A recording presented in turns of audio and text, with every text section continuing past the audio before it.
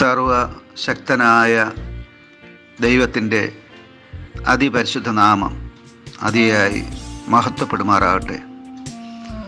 നിങ്ങൾ ശ്രവിക്കുന്നത് Jesus voice message. എല്ലാ ദൈവമക്കൾക്കും ഈ വചന ശുശ്രൂഷയിലേക്ക് സ്വാഗതവും നന്ദിയും ആദ്യം തന്നെ അറിയിക്കട്ടെ.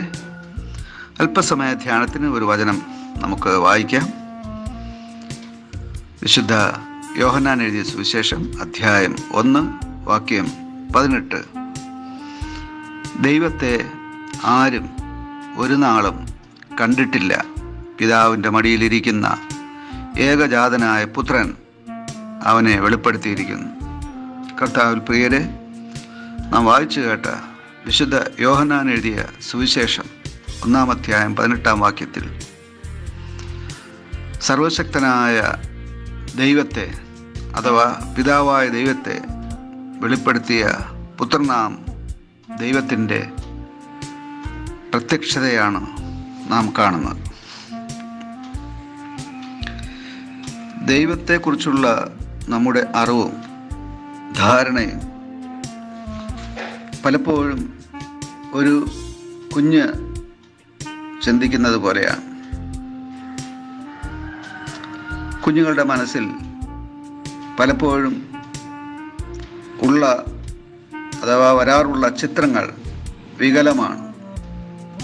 അത് യാഥാർത്ഥ്യത്തിൽ നിന്നും വളരെ അകലെയായിരിക്കും. നാം എത്ര തന്നെ പറഞ്ഞ് അവരെ മനസ്സിലാക്കുവാനായിട്ട് പരിശ്രമിച്ചാലും അവർക്ക് ഉള്ളതുപോലെ മനസ്സിലാകണമെന്നില്ല. ദൈവസന്നിധിയിൽ നാം ഓരോരുത്തരും അപ്രകാരമാണ്. ദൈവത്തെക്കുറിച്ചുള്ള വെളിപ്പാട് തിരുവചനം ആഴമായി നൽകുന്നുണ്ട്. എങ്കിലും അത് പൂർണ്ണമായി ഗ്രഹിക്കുവാൻ ഒരു മാനവനും സാധ്യമല്ല.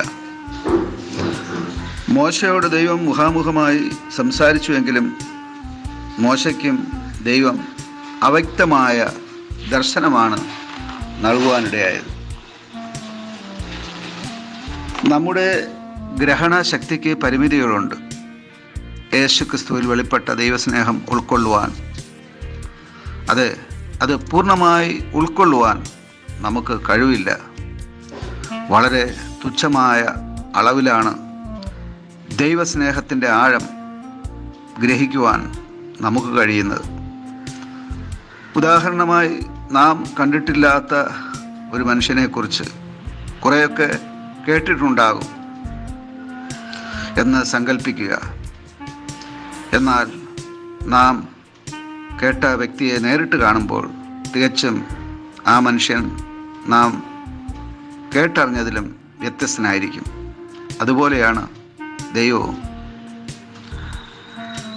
ദൈവത്തെ ആരും ഒരു നാളും കണ്ടിട്ടില്ല എന്ന് നാം വായിച്ച വചനത്തിൽ എഴുതിയിരിക്കുന്നു. എന്നാൽ ആ സർവശക്തനായ ദൈവത്തിൻ്റെ ഏകജാതനായ പുത്രൻ അഥവാ യേശു ക്രിസ്തു ആ സർവശക്തനായ ദൈവത്തെ നമുക്ക് വെളിപ്പെടുത്തി തന്നിരിക്കുകയാണ്. ഇത് യോഹന്നാൻ്റെ സുവിശേഷത്തിൽ തന്നെ നമുക്ക് കാണുവാനും ഗ്രഹിക്കുവാനും സാധിക്കും. ക്രിസ്തു ശിഷ്യനായ ഫിലിപ്പോസ് ഒരിക്കൽ യേശുവിനോട് പിതാവിനെ ഞങ്ങൾക്ക് കാണിച്ചു തരണം, എന്നാൽ ഞങ്ങൾക്ക് മതി എന്ന് പറയുവാനിടയായി. ഈ ഫിലിപ്പോസിൻ്റെ പ്രസ്താവനയ്ക്ക്, ആഗ്രഹത്തിന് യേശു കൊടുത്ത മറുപടി ഇപ്രകാരമായിരുന്നു: ഞാൻ ഇത്രയും നാളും നിങ്ങളോടുകൂടെ ഇരുന്നിട്ടും നീ എന്നെ അറിയുന്നില്ലയോ ഫിലിപ്പോസേ? എന്നെ അറിയുന്നവൻ ദൈവത്തെ അറിയുന്നു, എന്നെ കണ്ടവൻ പിതാവിനെ കണ്ടിരിക്കുന്നുവെന്ന്. അതേ പ്രിയമുള്ളവരെ, ദൈവത്തെ ഒരു മനുഷ്യനും പൂർണ്ണമായി കാണുവാനായിട്ട് സാധ്യമല്ല. മോശ പോലും ദൈവത്തോട് പ്രാർത്ഥിച്ചിട്ടും അപേക്ഷിച്ചിട്ടും ഭാഗികമായാണ് ദൈവത്തെ കാണുവാനുള്ള അവസരം ദൈവം കൊടുത്തത്. ദൈവത്തെക്കുറിച്ചുള്ള ആ ജ്ഞാനം അഥവാ മനുഷ്യൻ്റെ ജ്ഞാനം വളരെ പരിമിതമാണ്. വലിയ സമുദ്രത്തിൻ്റെ മുന്നിൽ ചെന്നു നിൽക്കുന്ന ഒരു മനുഷ്യനെ പോലെയാണ് അത്. ആ ജ്ഞാനക്കടൽ, ആ ദൈവത്തെ സംബന്ധിച്ചുള്ള ജ്ഞാനക്കടലിൽ ഒരു മനുഷ്യന് എത്രയാണ് നീന്തി കടക്കുവാൻ സാധിക്കുക? അതെ, ദൈവത്തെക്കുറിച്ച് നമുക്ക് കൂടുതൽ അറിയാം. അതിനായി പ്രാർത്ഥിക്കാം, അതിനായി തിരുവചനം വായിക്കാം, ധ്യാനിക്കാം. നമുക്ക് പരിശുദ്ധാത്മാവ് ദൈവത്തെക്കുറിച്ച് കൂടുതൽ വെളിപ്പെടുത്തി തരുമാറാകട്ടെ. യേശുവിനെ അറിയുന്നത് തന്നെയാണ് നിത്യജീവൻ. ആമേൻ, ആമേൻ.